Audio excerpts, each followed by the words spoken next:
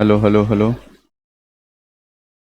तो कल के क्लास में मौलिक अधिकार डिस्कस हो रहा है, फंडामेंटल राइट। और जो बेसिक बात है मौलिक अधिकार का, उसको पढ़ के समझ लिया है। बाद से क्लास में डिस्कस होगा मौलिक अधिकार के जितने सारे आर्टिकल हैं उसके बारे में चर्चा चलेगी। ठीक है। कहाँ से शुरू होता है? अनुच्छेद 12 से लेकर 35। ठीक है। तो अनुच्छेद 12 में क्या है, 13 में क्या है, 14 में क्या है, ये बारी बारी से डिस्कस होगा। कहाँ तक? 35 तक, 1 बाई 1 पूरा ये आएगा। पीछे क्लास में बताए थे कि 1 से लेकर 51 तक, 51 आर्टिकल 51 तक 1 बाई 1 ही आर्टिकल को सारा देखना है।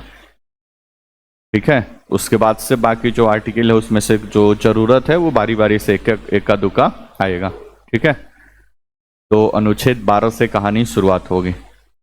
6 प्रकार का मौलिक अधिकार है वर्तमान में, यहाँ पे लिखा हुआ है। 7 प्रकार का था तो उसमें से एक संपत्ति के मौलिक अधिकार को 44वें संविधान संशोधन 1978 के द्वारा हटा दिया गया। इस प्रकार वर्तमान में टोटल मौलिक अधिकारों की संख्या है कितना? 6। ठीक है। अब 6 मौलिक अधिकारों की संख्या में समानता का अधिकार या समता का अधिकार, दोनों बात एक ही समान है। उसके बाद से जाएंगे तो स्वतंत्रता का अधिकार, शोषण के विरुद्ध अधिकार, धार्मिक स्वतंत्रता का अधिकार, शिक्षा एवं संस्कृति संबंधी अधिकार, और छठवां अभी है स्वतंत्र संवैधानिक उपचारों का अधिकार, आर्टिकल 32। पहले अब देखेंगे आर्टिकल 14 से तो शुरू होगा समता का या समानता का अधिकार, राइट टू इक्वालिटी। उसके पहले ये समझेंगे कि अनुच्छेद 12 और अनुच्छेद 13, ठीक है, उसके बारे में आप लिख लिए, पीडीएफ में था उसके बारे में। ठीक है। तो उसको समझेंगे अनुच्छेद पहले 12 और 13 के बारे में। बोर्ड पे देखिए। तो अनुच्छेद 12 अगर लिखे होंगे आर्टिकल 12, तो अनुच्छेद 12 में दिया हुआ है राज्य की परिभाषा, डिफिनीशन ऑफ द स्टेट, राज्य की परिभाषा दिया हुआ है। तो आप समझेंगे कि सबसे पहले राज्य की परिभाषा में राज्य में क्या क्या आता है या राज्य की परिभाषा में क्या क्या चीजें दी गई हैं। फोन चलाते आ रहा है जी, टाइम हो गया क्लास का 7 बजे से, अभी धीरे धीरे चल रहा है सब। इसमें हंसने वाली कोई बात नहीं है। 7 बजे से क्लास आ रहे हो, 7:25 में। बोर्ड पर देखो, अनुच्छेद 12 में राज्य की परिभाषा। इसके अलावा भारत के संविधान के 2 और आर्टिकल में राज्य की परिभाषा दी गई है। एक दिया गया है डीपीएसपी, शुरू होगा भाग 4 36 से 51, क्योंकि 12 से 35 तक तो यह है। 36 से 51 में डीपीएसपी शुरू होगा, राज्य के नीति निर्देशक तत्व। तो उसका पहला ही आर्टिकल है अनुच्छेद 36 या आर्टिकल 36, जिसमें राज्य की परिभाषा दी हुई है। और जो राज्य की परिभाषा अनुच्छेद 12 में दिया हुआ है वही सेम राज्य की परिभाषा अनुच्छेद 36 में भी दिया हुआ है। तो 2 जगह तो राज्य की परिभाषा आ गया, एक अनुच्छेद 12 और अनुच्छेद 36। अभी डिस्कस करेंगे कि यहाँ पे राज्य की परिभाषा में क्या लिखा हुआ है। ये दोनों एक समान है। यहाँ पे जो राज्य की परिभाषा में दिया गया है उसमें बोला गया है कि इस राज्य की परिभाषा में 3-4 बातें लिखी गई हैं। केंद्र सरकार जो कार्यपालिका काम करती है, और केंद्र की संसद। राज्य की परिभाषा में अनुच्छेद 12 में और कौन आएगा? तो एगो सेंट्रल गवर्नमेंट आएगी, सेंट्रल गवर्नमेंट, और सेंट्रल गवर्नमेंट के साथ साथ संसद। राज्य की सरकार यानी स्टेट गवर्नमेंट, और स्टेट गवर्नमेंट के साथ साथ स्टेट का लेजिस्लेचर या फिर वहां का विधानमंडल। तीसरा बात लिखे होंगे, दूसरा तो ये हो गया, तीसरा बात लिखे होंगे स्थानीय गवर्नमेंट या स्थानीय संस्थाएं या स्थानीय सरकार, पंचायत और नगर पालिका, जितनी सारी चीजें हैं ये भी सब राज्य की परिभाषा के अंतर्गत ही आते हैं। बात समझ में आ गया है? इसके अलावा जितने सारी संवैधानिक संस्थाएं हैं, जैसे राष्ट्रीय जितने नीति संविधिक, जितने सारे संवैधानिक संस्थाएं, जैसे इलेक्शन कमीशन हो गया संवैधानिक संस्था है, कैग संवैधानिक संस्था है, और जितने सारे संवैधानिक पद हैं वो भी सब राज्य की परिभाषा में आते हैं। इवन जो भी राज्य का काम कर रहा है या जो भी सरकार का काम कर रहा है वो सब राज्य के परिभाषा में क्या है? शामिल। कोई सरकारी अधिकारी, कर्मचारी, पदाधिकारी किस भी लेवल का हो, ग्रुप डी से लेकर ग्रुप ए लेवल तक का हो, वो सब के सब राज्य के अंदर क्या है? शामिल। इवन कोई प्राइवेट संस्था है, कोई प्राइवेट कंपनी है जो राज्य का काम कर रही है, वो भी राज्य की श्रेणी में आती है, या जो सरकार की काम कर रही है वो भी राज्य की श्रेणी में आएगी। जैसे बेल्ट्रॉन एक प्राइवेट संस्था है जो कंप्यूटर ऑपरेटर की भर्ती करता है बिहार सरकार के साइड से, तो वो सरकार का ही काम कर रहा है, इसलिए वो भी राज्य के परिभाषा में क्या है, शामिल। तो राज्य के परिभाषा में शॉर्टकट ये समझ लीजिए, लॉन्ग टर्म में तो है केंद्र सरकार है, केंद्र की संसद है, राज्य सरकार है, राज्य का विधानमंडल है, पंचायत की सरकार है, नगर पालिका है, उसके साथ साथ संवैधानिक पद, संवैधानिक संस्थाएं, और जो भी सरकार का काम कर रहा है वो सब राज्य की परिभाषा में शामिल होते हैं। यहां तक कोई दिक्कत? शॉर्टकट में जो अगर कोई पूछे एक लाइन में उसका जवाब हो सकता है जो भी सरकार के काम में लगा हुआ है वो सब राज्य की परिभाषा में क्या है, शामिल है। कोई दिक्कत परेशानी? और जो राज्य की परिभाषा अभी बोले कि अनुच्छेद 12 में दिया गया है वही अनुच्छेद 36 में दिया हुआ है। तो डीपीएसपी जब शुरू होगा अनुच्छेद 36 तो उस समय भुला मत जाना कि राज्य की परिभाषा में क्या दिया हुआ है। ठीक है, जल्दी बैठो, टाइम है 9 बजे। बोर्ड पे देखो, तो अनुच्छेद 12 और अनुच्छेद 36 का है, एक समान है। आगे चल के पढ़ेंगे हम पार्ट 6 भाग 6, जहां पे मिलेगा अनुच्छेद 152, आर्टिकल 152, अनुच्छेद 152। अनुच्छेद 152 में भी राज्य की परिभाषा दी हुई है। तो 12 और 36 तो एक समान है, लेकिन अनुच्छेद 152 में जो राज्य की परिभाषा दी गई है उसमें भारत के जो 28 राज्य हैं उसके बारे में बताया गया है। बिहार, उत्तर प्रदेश, कौन कौन से राज्य हैं, उनके क्या अधिकार क्षेत्र है वो बताया गया है। कोई दिक्कत परेशानी? तो अनुच्छेद 152 में जो राज्य की परिभाषा दी गई वो भारत के 28 राज्य जो हैं उनके बारे में सारी बातें बताई गई। अदरवाइज बाकी तो जो आर्टिकल है अनुच्छेद 12 और अनुच्छेद 13, यहाँ पे जो राज्य की परिभाषा दी गई है वो दी गई है, मतलब राज्य के में कौन कौन सा आएगा इसके लिए अलग परिभाषा है। अनुच्छेद 12 और अनुच्छेद 36 एक समान है। यहाँ तक कोई दिक्कत? नोट्स में ये बात था और लिख भी लिए हो, कोई दिक्कत? तो ये था अनुच्छेद 12। अब जहां पे भी राज्य की चर्चा आ जाएगा, जैसे आर्टिकल 14 पढ़ेंगे, अनुच्छेद 14 विधि के समक्ष समानता या विधियों का समान संरक्षण, तो वहां पे मिलेगा कि राज्य अपने राज्य भारत मतलब राज्य व्यक्तियों के साथ विधि के समक्ष समानता और विधि के समान संरक्षण से भेदभाव नहीं करेगा। तो नहीं करे, राज्य नहीं करेगा, तो राज्य मतलब तो अनुच्छेद 12 वाला जितना बात लिखे हैं वो सब राज्य की श्रेणी में आ जाए। आगे पढ़ेंगे अनुच्छेद 21A, शिक्षा का मौलिक अधिकार। शिक्षा का मौलिक अधिकार, तो वहां पे लिखा हुआ राज्य 6 से 14 वर्ष के बच्चों के लिए शिक्षा के मौलिक अधिकार को फुलफिल करेगा। तो राज्य मतलब जो अनुच्छेद 12 में लिखा हुआ। बात समझ में आ गया? आगे पढ़ेंगे अनुच्छेद 16, लोक नियोजन में समानता, यानी राज्य जाति, धर्म, आधार इस सब के आधार पर भेदभाव नहीं करेगा। तो राज्य बोले तो कौन सा शामिल होगा? अनुच्छेद 12। बात समझ में आ गया? राज्य क्या है? जो भी सरकार का काम कर रहा है वो सभी राज्य की श्रेणी में आते हैं अकॉर्डिंग टू अनुच्छेद 12। कोई दिक्कत? बोलो ना जी। तो ये था अनुच्छेद पूरा 12 की परिभाषा जिसमें राज्य की परिभाषा दी गई है। नेक्स्ट अगला आर्टिकल जो आप लिखे हैं उसका नाम है अनुच्छेद 13। अनुच्छेद 13। अब संविधान जब बन रहा था तो इस बात की भी आशंका थी कि मान लो कि फंडामेंटल राइट्स, मूल अधिकार तो बहुत सारा दे दिया गया, लेकिन ऐसा ना हो कि भविष्य में जो सरकार यहाँ पे काम करे और उसको दिक्कत परेशानी हो तो भारत के संविधान से मूल अधिकारों को धीरे धीरे खत्म करने का काम मत करने लगे, और एक समय ऐसा ना हो कि भारत के संविधान से मौलिक अधिकार को ही खत्म कर दिया जाए। इसलिए संविधान बनाने वालों ने एक अनुच्छेद अलग से रखा इसके प्रोटेक्शन के लिए, अनुच्छेद 13। अनुच्छेद 13 में ऐसी व्यवस्था किया गया है, हालांकि इसमें अनुच्छेद 13 में 4 आर्टिकल है। अनुच्छेद का 13 क्लॉज 1, क्लॉज 2, क्लॉज 3 और एक है क्लॉज 4। तो टोटल 4 आर्टिकल है 13 में। लिखे होंगे कॉपी में, बोलो राजेश। तो पहले 13 समझते हैं। अनुच्छेद 13 में लिखा हुआ है कि कल विशेषता में पढ़े थे कि फंडामेंटल राइट्स में संशोधन हो सकता है कि नहीं हो सकता है। संशोधन मतलब उसमें कुछ जोड़ देना या कुछ घटा देना। तो कल पढ़े थे कि संसद उसमें संविधान के किसी भी भाग, किसी भी प्रावधान में संशोधन कर सकती है, तो मूल अधिकार में भी संशोधन कर सकती है। बोलो ना जैसनो। तो अनुच्छेद 13 ये जुडिशियल रिव्यू या न्यायिक समीक्षा की बात करता है कि अगर कोई भी ऐसा कानून पार्लियामेंट बनाती है जिससे मौलिक अधिकार को कम किया जाता है, कम किया जाता है, या किसी मौलिक अधिकार को सरकार हटा देती है, तो सुप्रीम कोर्ट या और हाई कोर्ट को भी हालांकि अधिकार है, तो सुप्रीम कोर्ट और ये हाई कोर्ट में मामला जाएगा। और सुप्रीम कोर्ट और हाई कोर्ट इसको एक शब्द यहाँ पे इस्तेमाल करते हैं, न्यायिक समीक्षा, जुडिशियल रिव्यू। न्यायिक समीक्षा के माध्यम से ये जांच पड़ताल करेगा कि ये सही है कि गलत है। अगर सही होगा तो वो कंटिन्यू करेगा, गलत होगा तो न्यायालय उसको क्या कर देगा, खारिज कर देगा। हमें समझा दिया, हमें समझ लिए।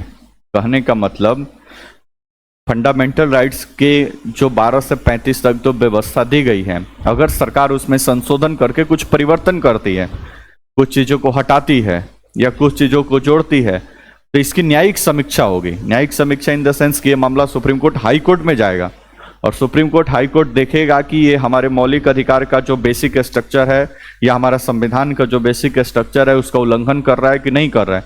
अगर उल्लंघन करेगा या किसी मौलिक अधिकार को खारिज करेगा तो न्यायालय उसको क्या कर देगा, खत्म कर देगा, उस एक्ट को क्या कर देगा, खत्म कर देगा। बोलो ना जी, सुनो। इसके साथ साथ 4 बातें इसमें और लिखे होंगे। 1 मिनट, पीडीएफ ला रहे हैं, लिख लियो ना आप। नहीं लिखो तो फिर आर्टिकल 14 से आज लिखवाया जाएगा, तो फिर बीचे बीच में लिखते रहना। इस पे डाला गया था ना।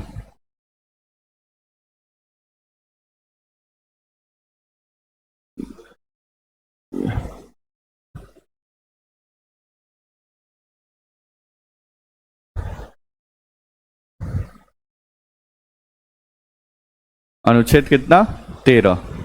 तो 13 में टोटल 4 आर्टिकल हैं। तो सबसे पहले यहाँ पे अनुच्छेद 13 के बारे में दिया गया है, मूल अधिकारों में किया गया कोई भी संशोधन। यहाँ पे लिखा हुआ है, दिख रहा है कि नहीं, मूल अधिकारों में किया गया संशोधन या मूल अधिकारों का अल्पीकरण, अल्पीकरण मतलब उसको कम करना, न्यायिक समीक्षा या जुडिशियल रिव्यू के योग्य है। आगे पढ़ेंगे हम सुप्रीम कोर्ट, वहां पे एक शब्द समझेंगे, जुडिशियल रिव्यू। पार्लियामेंट या विधानसभा कोई भी ऐसी कानून बनाती है जो संविधान के बेसिक स्ट्रक्चर का उल्लंघन करता है, तो वो मामला न्यायालय में जाता है और न्यायालय को लगता है कि ये मूल ढांचे का उल्लंघन है, तो न्यायालय उसको क्या कर देता है, खारिज कर देता है। इसी को बोलते हैं जुडिशियल रिव्यू। कोई दिक्कत पड़ता है। तो वैसे ही संसद कोई भी ऐसा कानून बनाती है जो हमारे मौलिक अधिकारों को कम करता हो या मौलिक अधिकारों को घटाता हो या संविधान के मौलिक अधिकार के सूची से उसको हटाता हो, मौलिक अधिकार को छीनता हो, तो ये मामला जाएगा सुप्रीम कोर्ट में। सुप्रीम कोर्ट इसकी जुडिशियल रिव्यू करेगा, इसकी समीक्षा करेगा। समीक्षा करने के बाद अगर सुप्रीम कोर्ट या हाई कोर्ट को भी लगता है कि ये सही है तो उसको सही मान लेगा, अगर लगता है कि गलत है तो उसको खारिज कर देगा और वो कानून क्या हो जाएगा, खत्म हो जाएगा, वो लागू नहीं हो। यहां तक कोई दिक्कत परेशानी। नेक्स्ट, इसमें 4 क्लॉज दी गए हैं, 4 और खंड है। सबसे पहले अनुच्छेद 13 क या 13A क्लॉज 1, इसमें क्या बताया गया, 26 जनवरी 1950 से पहले, यानी जब संविधान लागू हुआ उससे पहले प्रचलित सभी विधियां, जो भी विधि कानून, सभी विधियां उस मात्रा तक शून्य होगी जिस मात्रा तक वो भाग 3 के उपबंध से असंगत है। इसका मतलब समझे, कहने का मतलब कि संविधान लागू होने से पहले जितने भी कानून भारत में लागू थे या बने हुए थे, उसमें से वे सारे कानून जो भाग 3 के अंतर्गत दिए गए मौलिक अधिकार से मैच नहीं करता है या उसको वायलेट करता है या उसको खत्म करता है, वो सारे कानून क्या हो जाएंगे, रद्द कर दिए जाएंगे, वो मान्य नहीं होंगे। ये जो बात लिखा है इसको समझो, उस मात्रा तक शून्य होगी जिस मात्रा तक उस उपबंध असंगत हो।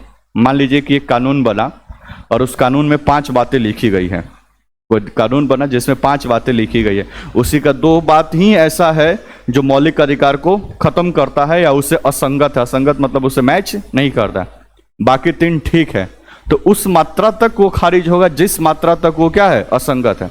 तो 5 में से 2 केवल वो मिसमैच है तो 2 को केवल डिलीट किया जाएगा, बाकी 3 ऐसे ही क्या होगा, कंटिन्यू होगा। इस पॉइंट को समझो, उस मात्रा तक शून्य होगी जिस मात्रा तक भाग 3 के उपबंधों से क्या है, असंगत है। सब कानून, कोई जरूरी नहीं है कि एक कानून बना उसमें 10 बातें लिखी गई हैं तो पूरा 10 बातें खारिज हो जाएगी, नहीं, उसमें से जितनी बात मौलिक अधिकार के खिलाफ होगा या मौलिक अधिकार को कम कर रहा होगा वो सिर्फ डिलीट होगा, इसे लिखा उस मात्रा तक शून्य होगी जिस मात्रा तक वो असंगत हो, बाकी एज इट इज कंटिन्यू करेगा। इस बात को समझ पाए हैं कि नहीं? तो आर्टिकल 13 के खंड 1 में लिखा हुआ है 26 जनवरी 1950 से पहले, और खंड 2 में लिखा हुआ है 26 जनवरी 1950 और उसके बाद जितने भी कानून बनेंगे तो उस मात्रा तक शून्य होंगे जिस मात्रा तक भाग 3 का वो क्या करते हैं, उल्लंघन करते हैं। तो खंड 2 में वही बात लिखा हुआ है कि 26 जनवरी 1950 के बाद ये सेम फॉलो कर देगा कि कोई भी ऐसा कानून बनता है जिस मात्रा तक वो मौलिक अधिकार का उल्लंघन करेगा उस मात्रा तक उसको शून्य घोषित कर दिया जाएगा। किसके द्वारा? न्यायालय द्वारा। हमें समझा रहे हैं, हमें समझ रहे हैं। घर पे जाके पढ़ोगे समझोगे तो अब थोड़ा सही और बेहतर तरीके, जो पहली बार पढ़ रहा होगा उसका तो थोड़ा बहुत दिक्कत होगा, बाद में घर पे इसको रिवीजन करोगे तब ये समझ, थोड़ा सा डिप में बातें चल रही हैं। अब आगे इसका टेस्ट होगा, अगर इतना पकड़ पा रहे हो तभी इतना डिप में चलेगा, नहीं तो फिर हम इधर से पढ़ाते जाओ और आपके समझ से ऊपर चले जाए तो फिर काम चलेगा। और ऐसा कोई भी विशेष रॉकेट टेक्नोलॉजी हम नहीं पढ़ा रहे हैं कि आप घर पे 2-4 घंटा पढ़े और ये समझ से बाहर चला जाए। बोलो ना जी, इससे तो मुश्किल का काम है ना रॉकेट टेक्नोलॉजी, तो उससे तो आसानी है। बात समझ में आ गया? तो 13 खंड 1 और 13 खंड 2, एक संविधान लागू होने से पहले और एक संविधान लागू होने के बाद कोई भी ऐसा कानून होगा तो उस मात्रा तक शून्य होगा जिस मात्रा तक भाग 3 से ये असंगत होगा या उससे मिसमैच होगा। सब कानून कोई जरूरी नहीं है, अगर एक कानून बना उसमें एक पॉइंट है जो अनुच्छेद भाग 3 को वायलेट करता है तो पूरा खत्म हो जाएगा। 10 गो बात उसमें लिखा हुआ है जिसमें से 3 ही बात ऐसा है जो फंडामेंटल राइट से असंगत है, तो 3 ही डिलीट होगा, बाकी 7 कंटिन्यू होगा। समझ में आ गया? ठीक है, नेक्स्ट अनुच्छेद 3। अब यहां पे जो लोग लिखा हुआ है भारत में वैसी सभी विधियां, तो अनुच्छेद 3 में इस बात को क्लियर किया गया कि इस विधि में कौन कौन सा कानून शामिल कर दिया जाएगा। तो यहाँ पे लिखा हुआ है कि राष्ट्रपति के, अब कानून कैसे कैसे बनता है, एक तो पार्लियामेंट कानून बनाती है, बोलो ना जी नो। स्टेट विधायिका ही कानून बनाएगी, विधायिका एक केंद्र की विधायिका है संसद और स्टेट गवर्नमेंट की विधायिका है राज्य विधानमंडल। इसके अलावा जब विधायिका सीटिंग में न होती है, मतलब पार्लियामेंट का जब सेशन न चल रहा होता है, तब राष्ट्रपति और राज्यपाल अध्यादेश के माध्यम से भी कानून बनाता है। तो इस विधि में क्या क्या शामिल होगा, तो उस प्रकार से जारी किया गया कोई अध्यादेश, कोई उपदेश, कोई एक्ट, कोई नियम, विनियमन, अधिसूचना, कुछ भी ऐसा कानून होगा सब इस विधि के अंतर्गत क्या होगा, शामिल हो। ऐसा कोई जरूरी नहीं है कि जो पार्लियामेंट और विधानमंडल पारित करे वही सिर्फ इसमें काम करेगा, नहीं। अगर भारत सरकार कोई ऑर्डिनेंस भी लाती है जो फंडामेंटल राइट्स का उल्लंघन करता है उसका भी जुडिशियल रिव्यू होगा और न्यायालय उसको भी खारिज कर सकता है। सरकार अगर कोई अधिसूचना भी लाती है, उस अधिसूचना से लगता है कि मौलिक अधिकार का वायलेशन हो रहा है और वो मौलिक अधिकार का उल्लंघन करता है, तो न्यायालय उसको भी खारिज कर देगा। नहीं समझे? तो इस विधि के अंतर्गत जितने भाई सारे कानून है सबके सब क्या है, शामिल। बोलो ना जी। आगे समझेंगे एक्ट, अध्यादेश, अधिनियम, विनियम और अधिसूचना ये क्या होता है जब पार्लियामेंट पढ़ेंगे और विधायिका के टॉपिक पे पहुंचेंगे तब ये सारा चीज डिस्कस होगा। कोई दिक्कत यहां तक? नेक्स्ट अनुच्छेद 4 क्या लिखा हुआ है? 24वें संविधान संशोधन के द्वारा इसको जोड़ा गया है। तो ये पहले से भारत के संविधान में भाग 3 में नहीं था, इसको बाद में जोड़ा गया। इसके तहत अनुच्छेद 13 की कोई भी बात अनुच्छेद 368 के अंतर्गत किए गए संशोधन पर लागू नहीं होगी। अब इसमें 3-4 केस हैं, आगे समझेंगे लास्ट में। फंडामेंटल राइट्स अनुच्छेद 13 और अनुच्छेद 368 के बीच थोड़ा सा विवाद है कि मान लीजिए कि अब इसमें केस है ये 368। अब सरकार ने संविधान में संशोधन करके 24वें संविधान संशोधन के माध्यम से सरकार ने संशोधन करके एक बात ऐड करवा दिया गया कि अनुच्छेद 368 के अंतर्गत संविधान में अगर संशोधन करके अगर कुछ परिवर्तन किया जा रहा है मौलिक अधिकार में, तो भाग 13 के तहत जुडिशियल रिव्यू के योग्य नहीं है, मतलब सुप्रीम कोर्ट उस पर जुडिशियल रिव्यू नहीं कर सकता। अभी समझा दिया हमें समझ। 24वें संविधान संशोधन के द्वारा यह प्रावधान किया गया कि अनुच्छेद 368 के अंतर्गत अगर सरकार फंडामेंटल राइट्स में कोई संशोधन करती है तो अनुच्छेद 13 पे लागू नहीं होगा, अर्थात इसका जुडिशियल रिव्यू नहीं होगा। यहां तो कोई दिक्कत? 13-4 समझ गए? अनुच्छेद 368 के अंतर्गत कोई भी परिवर्तन किया जाता है, संविधान में संशोधन करके मौलिक अधिकार में कोई परिवर्तन किया जा सकता है, तो अनुच्छेद 13 पर लागू नहीं होगा, अर्थात उसका जुडिशियल रिव्यू नहीं होगा। हालांकि अभी ऐसा व्यवस्था नहीं है, उस समय ऐसी व्यवस्था थी, अभी ऐसा व्यवस्था है। 1973 में जब केशवानंद भारती बाद में बेसिक स्ट्रक्चर का सिद्धांत आया, तो न्यायालय ने बोला कि आप संविधान के किसी भी भाग, किसी भी प्रावधान, कुछ में भी संशोधन करिए, प्रियम्बल वगैरह किसी भी चीज में संशोधन करिए, लेकिन ध्यान रखिए कि संविधान का मूल ढांचा का उल्लंघन नहीं होना। अब आप बार बार कंफ्यूज हो रहे होंगे कि मूल ढांचा क्या है, तो हम कल ही बताए थे, मूल ढांचा का मतलब है कि वो सुप्रीम कोर्ट ही जानता है कि मूल ढांचा क्या है। वो जब जब मामला जाएगा तो वो खुद डिसाइड करेगा कि ये संविधान के मूल ढांचे का उल्लंघन करता है कि नहीं करता। अगर करता होगा तो उसको खारिज कर देगा, नहीं करता होगा तो वो कंटिन्यू करेगा। कोई दिक्कत परेशानी बोलो ना जी उसको। तो अनुच्छेद 13 समझ गए, यहां तक लिख लिए हैं। 13 में 4 खंड है, 1, 2 और 3, 4। ठीक है, 1, 2 में है कि 26 जनवरी 1950 से पहले, 2 में है 26 जनवरी 1950 के बाद। कोई भी ऐसा विधि में अनुच्छेद 13, 3 में विधि में अंतम अध्यादेश, अधिसूचना, एक्ट, कोई भी चीज शामिल है, कोई भी ऐसी विधि जहां तक मौलिक अधिकारों को कम कर रहा है, वहां तक वो न्यायालय उसको क्या कर देगा, शून्य कर देगा। अनुच्छेद 13, 4 में लिखा हुआ है कि अनुच्छेद 368 के तहत कोई भी किया गया संशोधन अनुच्छेद 13 से परे है, मतलब उसको जुडिशियल रिव्यू के लिए चैलेंज नहीं किया जा सकता है। हालांकि केशवानंद भारती बाद में इन सारी चीजों को खत्म कर, मतलब इस सबको कंटिन्यू करते हुए न्यायालय ने यह बोल दिया कि आप संविधान में संशोधन कर सकते हैं, किसी भी प्रावधान में कर सकते हैं, बशर्ते बेसिक स्ट्रक्चर का उल्लंघन नहीं होना चाहिए। यहां तक कोई दिक्कत हो तो बताइए। नेक्स्ट आगे अब है अनुच्छेद 14 स्वतः। अब यहां तक तो खत्म हो गया ये पूरा। अब ये वाला स्लाइड देखिए। अब यहां से 12, 13, अब अगला है स्वतंत्रता अधिकार, सॉरी समता का अधिकार, राइट टू इक्वलिटी। 14 से लेकर कहां तक, 18 तक। कोई दिक्कत परेशानी? तो 14 से 18 तक अब पढ़ेंगे बारी बारी से। 12, 13 आप नोट्स में था, उसको लिख लिए होंगे। कोई दिक्कत? नेक्स्ट लिखिए हेडिंग, स्वतंत्रता का अधिकार, समता या समानता का अधिकार।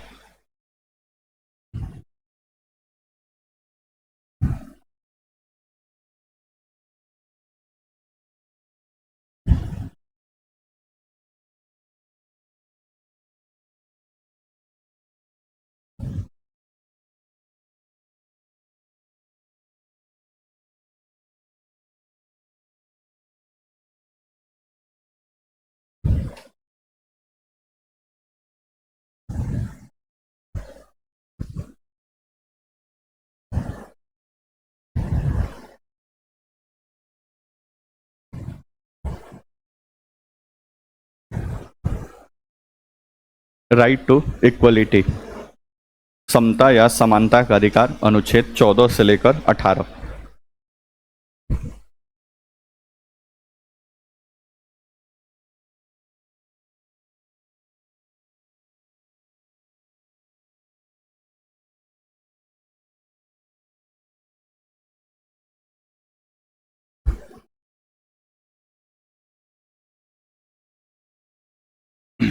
चौदह से लेकर 18। तो 6 प्रकार का जो मौलिक अधिकार है, उसमें से पहले प्रकार के मौलिक अधिकार के बारे में पढ़ रहे हैं। कोई ऐसा व्यक्ति जिसको 6 प्रकार का मौलिक अधिकार विथ आर्टिकल याद हो, हाथ उठाए। मतलब कौन कौन से मौलिक अधिकार कौन कौन सा आर्टिकल में है, किसको याद है? बोले थे ना, उसको एक बार याद कर लेना है पूरा। किसी को नहीं याद है भाई, गजब हाल है ऐसे। हेलो, क्या कर रहा है जी? योगा कर रहा है क्या? बोर्ड पे देखो।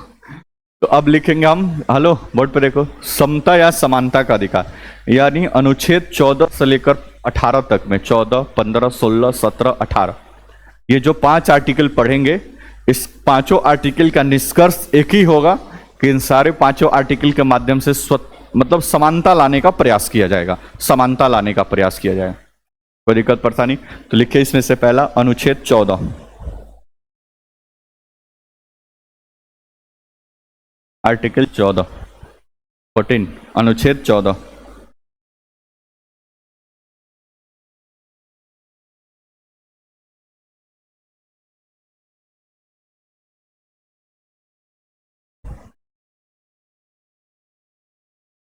डैश देख के लिखे, राज्य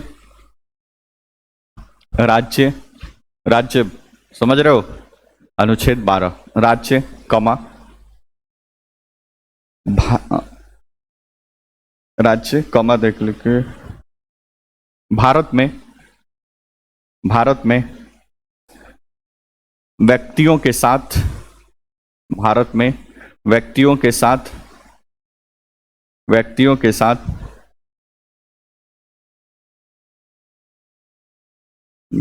के साथ विधि के समक्ष समानता व्यक्तियों के साथ विधि के समक्ष समानता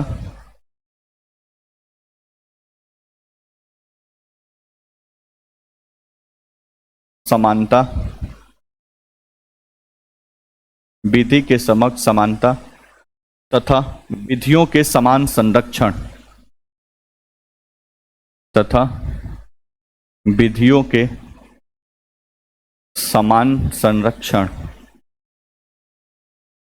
विधियों के समान संरक्षण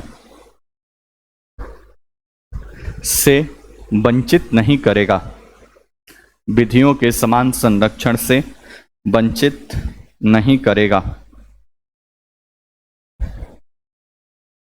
वंचित नहीं करेगा। वंचित नहीं करेगा। नीचे एक लाइन लिखे हेडिंग डाल के, विधि के समक्ष समानता। विधि के समक्ष समानता।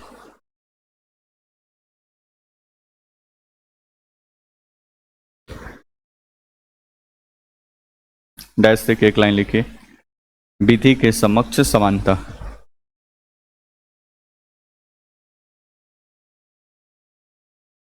डैश देकर यह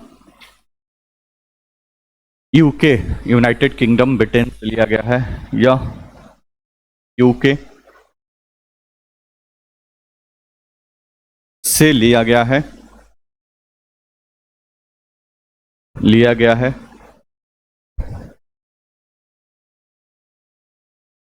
जिसमें लिया गया है जिसके तहत कानून के समक्ष सभी लोग बराबर होते हैं। जिसके तहत कानून के समक्ष सभी लोग बराबर होते हैं। जिसके तहत कानून के समक्ष सभी लोग बराबर होते हैं।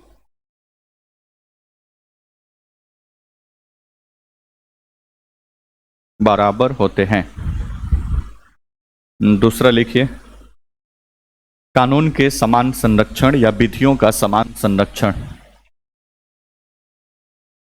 इक्वल प्रोटेक्शन ऑफ लॉ इसको बोलते हैं। विधियों के समान संरक्षण। लिखिए डैश देकर, यह संयुक्त राष्ट्र अमेरिका ब्रैकेट में यूएसए। यह संयुक्त राष्ट्र अमेरिका ब्रैकेट में यूएसए से लिया गया है। संयुक्त राष्ट्र अमेरिका ब्रैकेट में यूएसए से लिया गया है। यूएसए से लिया गया है जो विभेदीकृत न्याय पर आधारित है। जो विभेदीकृत न्याय पर आधारित है। विभेदीकृत न्याय पर आधारित है। विभेदीकृत न्याय पर आधारित है।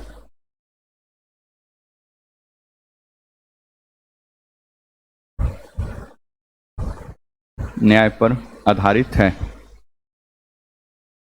बोर्ड पे देखिए, इसका अपवाद भी है, आगे लिखेंगे बोर्ड पे। अनुच्छेद 14 शॉर्टकट में इसको बस याद में रखिए कि कानून के समक्ष समानता या विधि के समक्ष समानता। परंतु अनुच्छेद 14 में दो बात लिखा गया है कि राज्य व्यक्तियों के साथ लिखा गया है, नागरिकों के साथ नहीं। क्योंकि आपको पता है कि आर्टिकल 14 भारतीयों के साथ साथ विदेशियों को भी क्या है, प्राप्त है। तो भारत में जितने भी सारे व्यक्ति हैं, चाहे वो भारतीय हो चाहे विदेशी, वो सब पर क्या होगा, लागू होगा। ठीक है, तो दो बात लिखा हुआ है, विधियों के समान संरक्षण विधियों के समान समानता और विधियों के समान संरक्षण से वंचित नहीं करेगा। बोर्ड पे देखो इसका क्या मतलब है। एक लिया गया है यूनाइटेड किंगडम यानी ब्रिटेन से, और दूसरा लिया गया है संयुक्त राज्य अमेरिका से। एक है विधि के समक्ष समानता।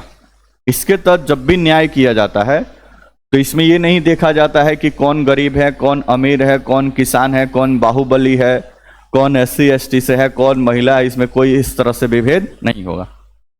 इस प्रावधान के तहत कानून के समक्ष सब कोई क्या है, एक समान है। इसमें कोई विभेदीकरण की बात नहीं होती।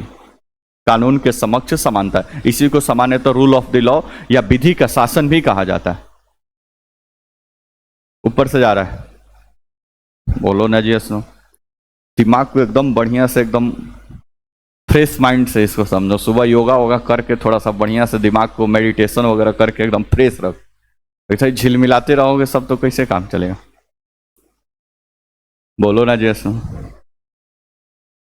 तो विधि का समक्ष समानता मतलब, इसका मतलब है कि कानून के समक्ष सब कोई एक समान है। उसमें पुरुष महिला SC ST गरीब अमीर किसान इस तरह से करके कोई विभेद नहीं होगा। यहां तक कोई दिक्कत। लेकिन विधियों के समान संरक्षण में जो यूएसए से लिया गया है, इसमें विभेदीकृत न्याय है। जैसे आप देखते हैं कि SC ST के लिए अलग से न्यायालय, मतलब अलग से उनके लिए थाना है जिसको SC ST कोर्ट बोलते हैं।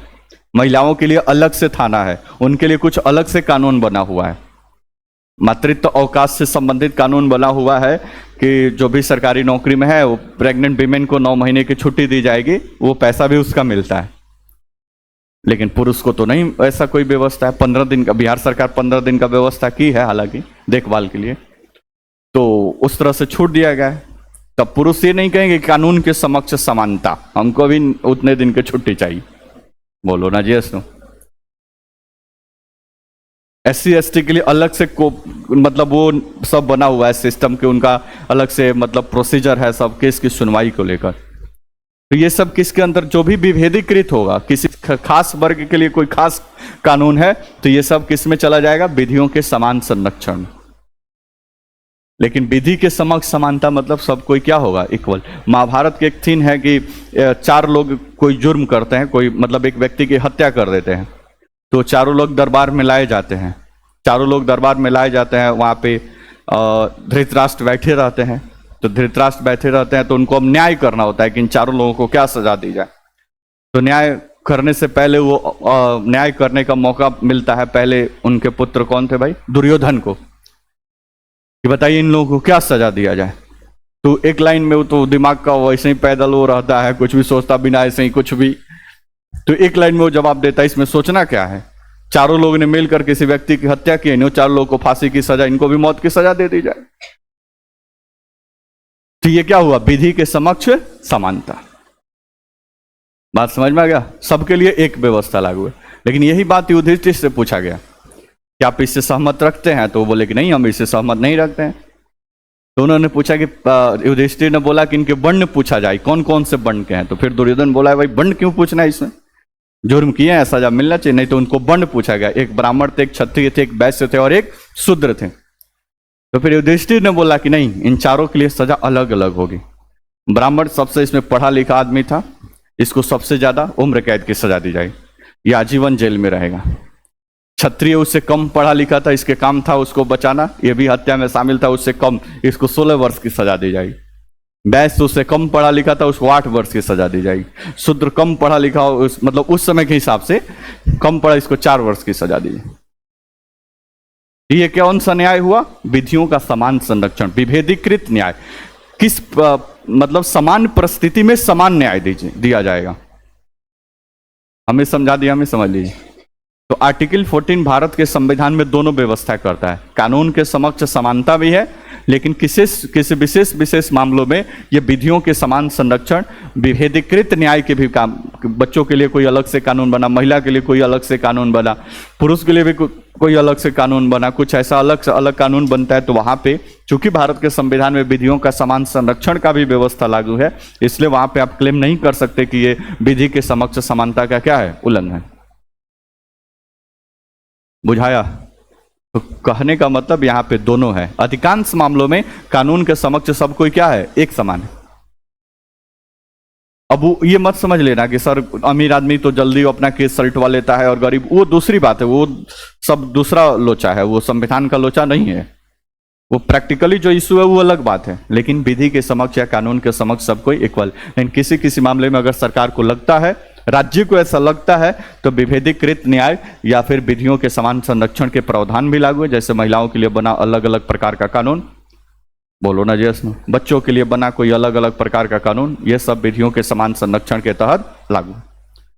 अब कोई एक पार्क बना जो सरकार राज्य ने व्यवस्था किया कि ये केवल 10 साल के बच्चे ही वहां पे जाएंगे, और कानून बनाती है यहाँ पे 10 साल के बच्चे ही केवल एंट्री मारी। अब वाले नहीं, कानून के समक्ष समानता, हम भी जाएंगे, हमके लिए भी, तो उसमें विभेदीकृत न्याय के तो आप वहां पे नहीं जा सकते, तो सरकार वो डिफाइन करती है कि कैसे वो व्यवस्था। तो विभेदीकृत मतलब कि इसका मतलब कि इस कानून के समक्ष सब कोई एक समान है, इसका समान परिस्थिति में सब कोई एक समान है। SC ST के लिए कोई कानून बना तो वो अलग परिस्थिति में अलग कानून बनाया, तो वो विभेदीकृत न्याय या इसके तहत उसको फिट बैठा दिया जाएगा, कोई दिक्कत। नेक्स्ट लिखिए इसका अपवाद, कानून के समक्ष समानता का कुछ अपवाद है। अपवाद लिखिए,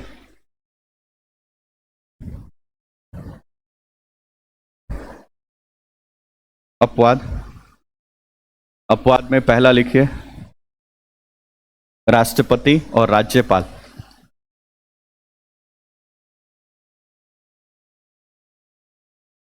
राष्ट्रपति और राज्यपाल, नाम सुने, आर्टिकल 361, 361,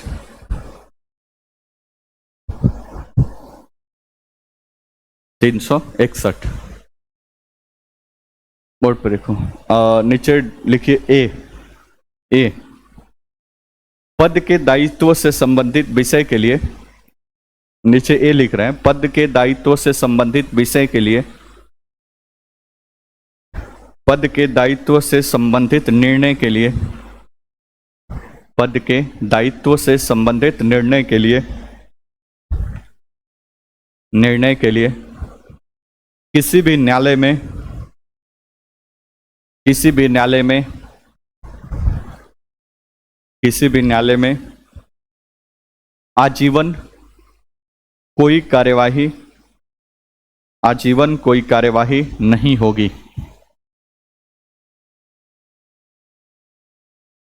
आजीवन कोई कार्यवाही नहीं होगी, आजीवन कोई कार्यवाही नहीं होगी। बोर्ड पे देखो, इसका क्या मतलब है। बोर्ड पे मान लो कि हम सरकारी नौकरी में कोई भी गड़बड़ काम करते हैं, तो कोई भी गड़बड़ काम करते हैं, कानून में जो व्यवस्था है उसके तहत कार्रवाई होगी भाई, हमारे ऊपर कोई दिक्कत परेशानी नहीं है। बाकी सब भी जितने सारे लोग हैं कोई भी गड़बड़ काम करते हैं उनके ऊपर कार्रवाई होती है, कानून के समक्ष सब कोई क्या है, समान। इन अपवाद की श्रेणी में रखा गया है राज्यपाल को और राष्ट्रपति को। प्राइम मिनिस्टर, चीफ मिनिस्टर वगैरह वगैरह कुछ नहीं यहाँ पे है। कौन कौन है भाई, राष्ट्रपति और राज्यपाल। ये अपने पद पे रहते हुए, मान लीजिए ये व्यक्ति कोई राज्यपाल है जो 5 वर्षों तक राज्यपाल के पद पे काम किया, कोई दिक्कत यहाँ तक। अब उसने राज्यपाल के पद पे रहते हुए जितना भी काम किया है, कोई गलत सही कितना भी काम किया हो, वो पद पे रहते हुए जितने भी दायित्वों का निर्वहन किया गया है, उसके आधार पर न्यायालय में कभी भी इसके ऊपर कार्रवाई नहीं होगी।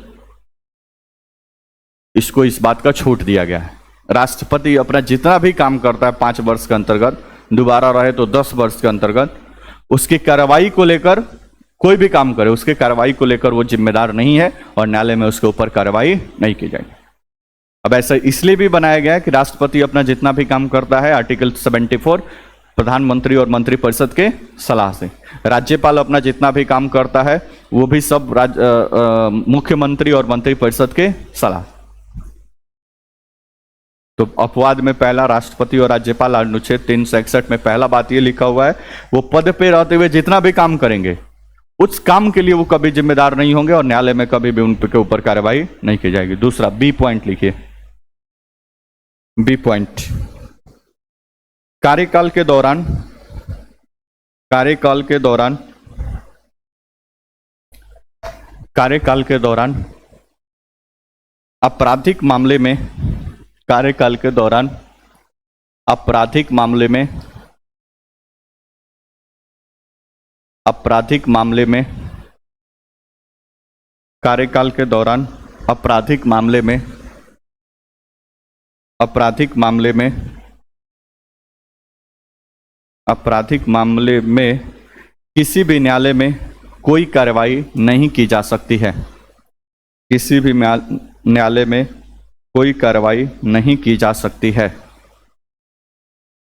किसी भी न्यायालय में कोई भी कार्यवाही नहीं की जा सकती है।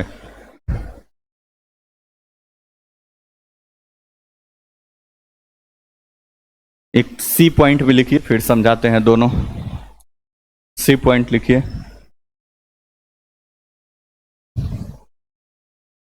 सी, दीवानी मामलों में, दीवानी मामलों में, दीवानी मामलों में, दीवानी मामलों में 2 माह का नोटिस देकर कार्यवाही की जा सकती है। 2 माह का नोटिस देकर कार्यवाही की जा सकती है। कार्यवाही की जा सकती है। एक डी पॉइंट भी लिख लीजिए। कार्यकाल के दौरान गिरफ्तारी एवं कारावास नहीं। कार्यकाल के दौरान गिरफ्तारी एवं कारावास नहीं। कार्यकाल के दौरान गिरफ्तारी एवं कारावास नहीं।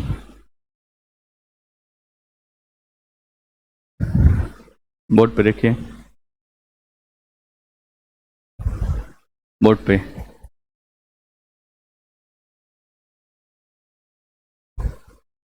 दो मामले दर्ज किए जाते हैं। एक होता है आपराधिक मामला, क्रिमिनल लॉस, क्रिमिनल मामला जितना सारा होता है आपराधिक मामला, नाम सुने। और एक होता है दीवानी मामला, जिसको सिविल मामला भी कहा जाता है। ठीक है, आपराधिक मामला को फौजदारी मामला भी कहा। आपराधिक या फौजदारी दोनों क्या है, एक समान। इसमें मर्डर वगैरह जितना सारा खून खराबा वाला है वो सब किस में जाता है, आपराधिक मामला। दीवानी मामले में सब जितने सारे जमीन जायदाद का मामला है, शादी विवाह का मामला, ये सब किस में जाते हैं, सामान्यतः दीवानी न्यायालय में। कोई दिक्कत परेशानी। मारपीट वाला सब जितना है वो सब किधर चला जाएगा, आपराधिक मामले, खून खराबा, मौत, मर्डर वगैरह सब वो किसमें, आपराधिक मामले। तो राज्यपाल और राष्ट्रपति के ऊपर अपने कार्यकाल में रहने के दौरान कोई भी आपराधिक मामला दर्ज नहीं होगा और उनके ऊपर कोई भी कार्रवाई नहीं होगी। हमें समझा लिया, हमें समझ लिया। ऐसा नहीं कि कोई व्यक्ति को सिरफिरा सुबह उठा और बिहार के राज्यपाल के ऊपर एगो FIR जाके दर्ज कर दिया और 4 को कांस्टेबल लाठी लेकर राज्यपाल को गिरफ्तार करने पहुंची। ऐसा कोई संविधान में प्रावधान नहीं दिया गया।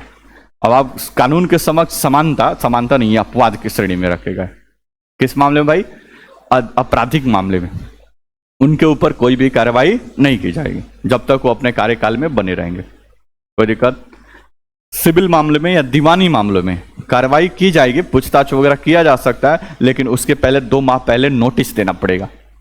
2 माह का नोटिस देकर दीवानी मामले, उनके घर पे कोई झगड़ा लफड़ा फसाद होता है या अपना कुछ मामला है तो उसके लिए 2 माह पहले नोटिस देकर कार्रवाई की जा सकती है। परंतु किसी भी मामले में गिरफ्तारी और जेल दोनों से परे है। मतलब कार्यकाल के दौरान न तो इनको गिरफ्तार किया जा सकता है और न तो इनको चुनावी जेल का किसी भी जेल में नहीं भेजा जा सकता। कोई दिक्कत परेशानी। ये अपवाद है किसका, राष्ट्रपति और राज्यपाल। कोई दिक्कत।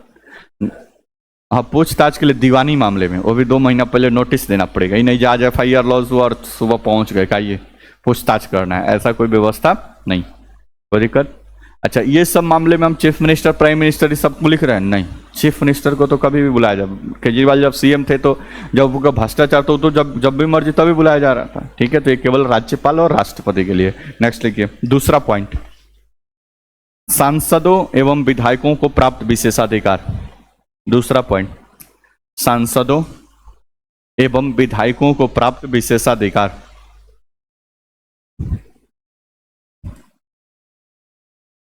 सांसदों एवं विधायकों को प्राप्त विशेषाधिकार।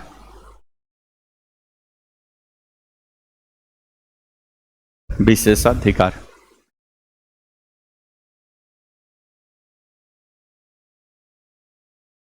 वोट पे देखिए इसका क्या मतलब है। और सांसद, सांसद समझते हो, जो संसद में बैठता है उसको सांसद बोलते हैं, ठीक है। लोकसभा का होगा तो लोकसभा का सांसद कहलाएगा, राज्यसभा का सांसद होगा तो राज्यसभा का सांसद कहलाएगा। मेंबर ऑफ पार्लियामेंट एमपी इसको बोलते हैं। विधायक जिसको एमएलए बोलते हैं, member of legislative assembly, MLA जो स्टेट विधायिका में बैठता है, विधानमंडल का एक सदन है विधानसभा, उसमें बैठता है।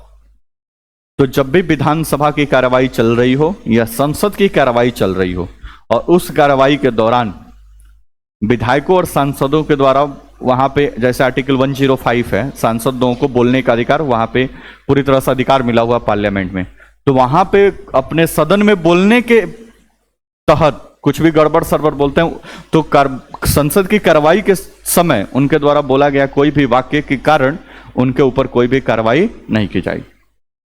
जो मर्जी सो वहां पे बोल सकते हैं, उसके प्रावधान के तहत कि किसी चीज का उल्लंघन हो गया और ये फला डिम का हो गया उनके ऊपर कार्रवाई होगी, ऐसा कोई प्रावधान नहीं है। तो इसके लिए इनको छूट दिया गया है कि खुलकर सरकार के खिलाफ ही, मान लो कोई सांसद विपक्ष का है वो सरकार के खिलाफ बोल रहा है, तो ऐसा हो सकता है ना कि उस पर केस करके गिरफ्तार करके 2-4 साल जेल में डाल दो। इसलिए इस बात को थोड़ी बहुत छूट दी गई है कि कोई भी सांसद, कोई भी विधायक अपने सदन में आवाज उठाता है या सदन में बोलता है तो इस सबको कानून के समक्ष समानता के तहत अपवाद में रखा गया। नेक्स्ट, तीसरा लिखिए, न्यायाधीशों को प्राप्त विशेषाधिकार। न्यायाधीशों को प्राप्त विशेषाधिकार। हाई कोर्ट और सुप्रीम कोर्ट के जितने सारे न्यायाधीश हैं उनको भी कुछ विशेषाधिकार मिला हुआ है।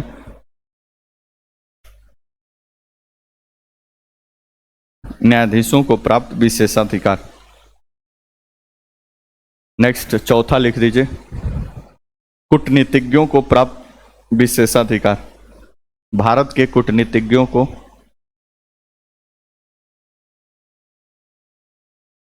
भारत के कूटनीतिज्ञों को, भारत के कूटनीतिज्ञों को प्राप्त विशेषाधिकार। जितने सारे डिप्लोमेट हैं उनको भी कुछ विशेषाधिकार मिला हुआ है।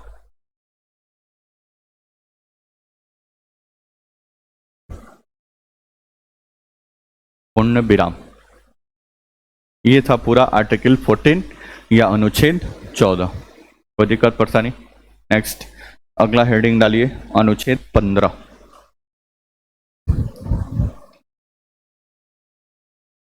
अनुच्छेद 15, आर्टिकल 15।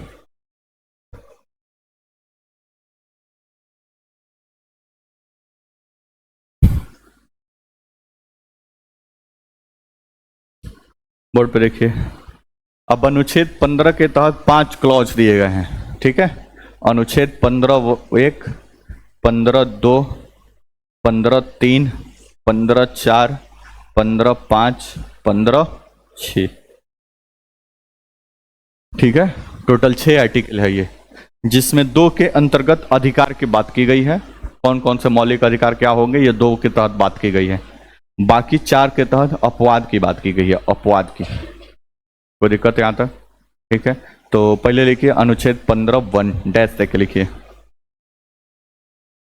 15(1) डैश तक लिखिए।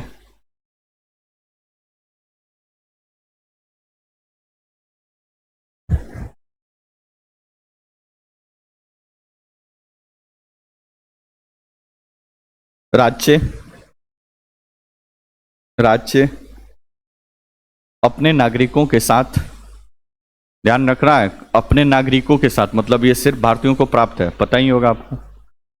राज्य अपने नागरिकों के साथ, नागरिकों के साथ जाति, अपने नागरिकों के साथ जाति, धर्म,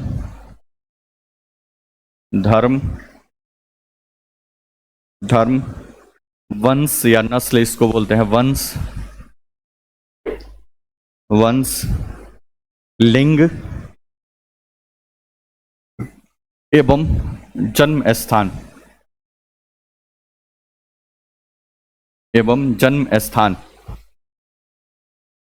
के आधार पर, जन्म स्थान के आधार पर सार्वजनिक स्थानों पर, जन्म स्थान के आधार पर सार्वजनिक स्थानों पर, सार्वजनिक स्थानों पर, पब्लिक प्लेस, सार्वजनिक स्थानों पर भेदभाव नहीं करेगा, सार्वजनिक स्थानों पर भेदभाव नहीं करेगा,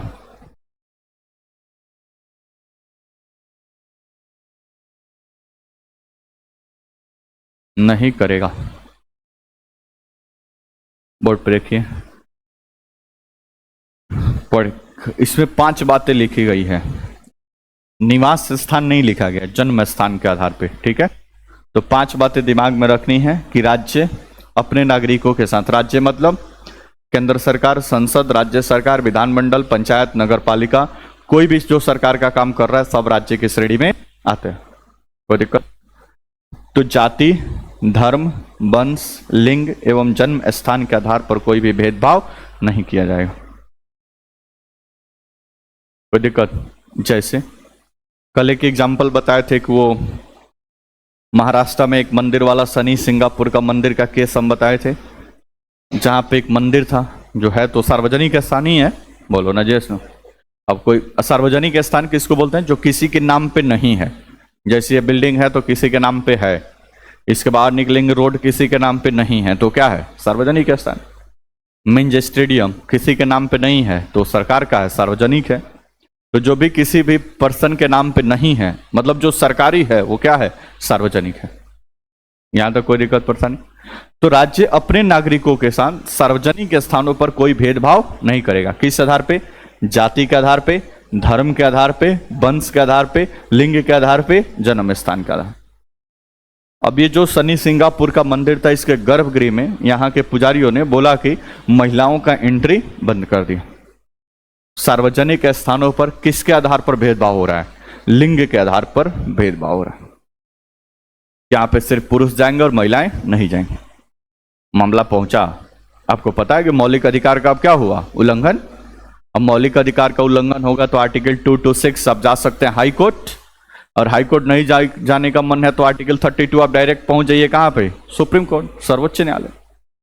मामला पहुंचा न्यायालय में और न्यायालय ने तुरंत राज्य को आदेश दिया कि फंडामेंटल राइट्स का उल्लंघन हो रहा है, लिंग के आधार पर भेदभाव हो रहा है। तुरंत आदेश लागू हुआ और वर्तमान में यह व्यवस्था लागू है, वहां पर महिलाएं भी जाती है पूजा पाठ कर।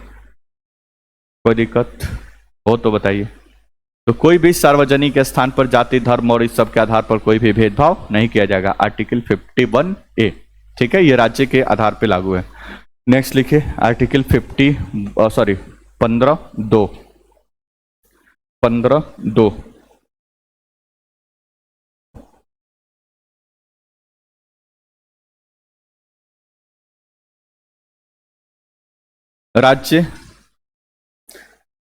राज्य एवं नागरिक, राज्य एवं नागरिक उपरोक्त आधार पर, उपरोक्त आधार मतलब ये पांचों, राज्य एवं नागरिक पूरा लिखे, राज्य एवं नागरिक जाति, धर्म, वंश,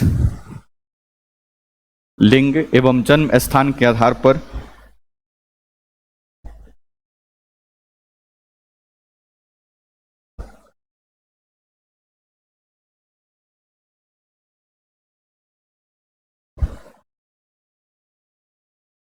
भेदभाव नहीं,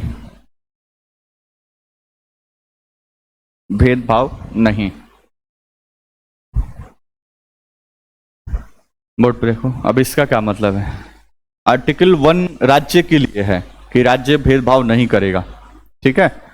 आर्टिकल जो 15(2) है वो भारत के नागरिकों के लिए है कि भारत के नागरिक भी जाति, धर्म, लिंग, जन्म स्थान के आधार पर कोई भी पब्लिक प्लेस पर भेदभाव नहीं करे। जैसे मान लीजिए कि मिंज स्टेडियम है, वहां पे 10 लोग पहुंचे बाहुबली और बोले कि नहीं इस धर्म के लोगों को इसमें नहीं जाने दिया जाएगा, या इस जाति के लोगों को इसमें नहीं जाने दिया जाएगा, तो राज्य तो नहीं कर रहा है, बोलो ना जी, नो। वो भारत का आम नागरिक कर रहा है तो वो भी नहीं कर सकता। अनुच्छेद 15(2) इसके लिए प्रावधान करता है। तो राज्य एवं लिखो, राज्य के नागरिक, उसको लिख लो, राज्य के नागरिक, राज्य के नागरिक। बोर्ड पे देखो, बोर्ड पे एक बार फिर से समझिए। 15(1), 15(1) आर्टिकल, जाति धर्म वंश लिंग के आधार पर राज्य अपने नागरिकों के साथ भेदभाव नहीं करेगा। आर्टिकल 15(2), राज्य के जो भी नागरिक हैं वो इन 5 आधारों पर किसी के साथ सार्वजनिक स्थान पर कोई भेदभाव नहीं करेंगे। करते हैं तो फिर फंडामेंटल राइट्स का क्या होगा, उल्लंघन हो। कोई दिक्कत परेशानी। इवन मान लीजिए कि हमारा एक होटल है और होटल राज्य के नागरिक ना होने के नाते होटल चला रहे हैं, वहां पे भी हम जाति निवास जाति धर्म के आधार पर, इस सब के आधार पर हम भेदभाव नहीं कर सकते। यहाँ तो कोई दिक्कत परेशानी। तो ये है 15(1) और 15(2). अब इसके साथ अपवाद है। अब मान लीजिए कि अभी एग्जाम्पल दिए पीछे वाला केस में, महिलाओं के लिए कोई अलग, जैसे एक महिला बैंक बना हुआ था, सार्वजनिक है ना, वो सरकार का है, महिला बैंक बना हुआ था जिसमें सारे कर्मचारी और से लेकर सारी चीजें वो सब कौन थी, महिला। वो तो सार्वजनिक जगह है ना, तो सार्वजनिक के स्थान पर लिंग के आधार पर पुरुषों के साथ हो गया भेदभाव। बोलो ना जी, सुनो। अभी बोले कि बच्चों के लिए सरकार कोई गार्डन वगैरह बनाती है, कोई प्ले स्कूल वगैरह बनाती है, बच्चों के लिए कुछ स्पेशल व्यवस्था करती है, ठीक है, तो फिर वो भी सार्वजनिक स्थान है। अब सार्वजनिक स्थान पर आप कहेंगे कि फिर सार्वजनिक स्थान पर ये भेदभाव हो रहा है। बोलो ना जी, नो। तो इस तरह से कुछ भेदभाव, तो आर्टिकल 15(3), 15(4), 15(5), 15(6) इस सब में अब अपवाद दिया गया है कि अपवाद में कौन कौन से लोग रखे जाएंगे जिनके साथ सार्वजनिक स्थानों पर थोड़ा बहुत भेदभाव होगा। आर्टिकल 15(3) महिलाओं और बच्चों के लिए है कि सार्वजनिक स्थान पर भेदभाव इनके साथ हो सकता है। कहने का मतलब सरकार महिलाओं के लिए कुछ ऐसा करती है, कोई ऐसा पार्क, कुछ ऐसा कुछ सार्वजनिक स्थान बनाती है, तो वहां पे सिर्फ महिलाएं ही जाएंगी, वहां पे आपका ये आर्टिकल सार्वजनिक स्थानों पर भेदभाव, लिंग के आधार पर भेदभाव हो रहा है लेकिन वो लागू नहीं हो। बच्चों के लिए सरकार ऐसा कोई कानून बनाती है तो वो अप्लाई होगा। ये सब बात लिखा हुआ बच्चों और महिलाओं के लिए 15(3) में। 15(4) में लिखा हुआ है SC ST के लिए सार्वजनिक स्थानों पर भेदभाव। SC ST के लिए सरकार कोई कदम उठाती है, पीछे उसके लिए SC ST और OBC अन्य पिछड़ा वर्ग के लिए सरकार कोई स्पेशल कदम उठाती है तो वहां पे कोई भेदभाव होता है तो भी अपवाद की श्रेणी में रखा जाएगा। कोई दिक्कत परेशानी, ठीक है।